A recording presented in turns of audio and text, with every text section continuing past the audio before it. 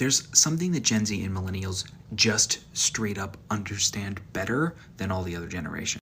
Check out this tweet from a philosopher I follow on Twitter. People who are at no risk of experiencing harm should they be wrong in debates about how people may live sure do love to hold up their indifference to suffering as some kind of virtue instead of recognizing it for the serious moral failing that it is. Let's translate that. What she's saying is that many people feel like their objectivity is a logical asset to them in particular moral debates. And this is part of how we're trained in the Western tradition. Her tag is Euthyphro. We talked about the Euthyphro dilemma in previous videos, but there's an error in this way of reasoning. Boomers might think that they can be more objective about climate change because it won't affect them. But this is wrong. Objectivity is not necessarily the best way to reason about things. Sometimes we need subjectivity. I would posit that against all the bros who just, for the sake of argument and devil's advocate and all these things, the people who are going to be directly affected by a law or policy, as was in the tweet, are in fact the best, most qualified reasoners to talk about that debate. Gen Z, Gen Alpha, and Millennials are in fact the most qualified ones to talk about the priority of climate change.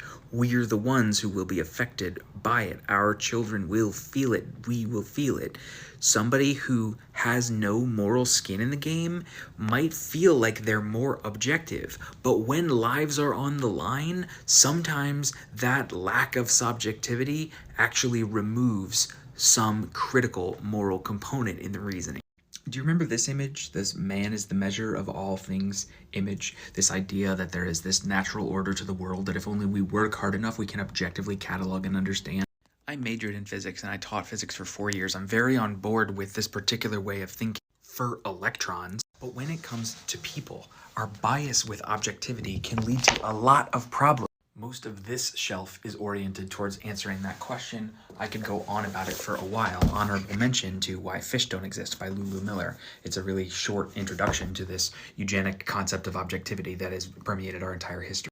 The longer versions are up here. But for this video, if a debate is for you a thought experiment, an intellectual exercise, and for someone else it is a life or death issue, I have news for you.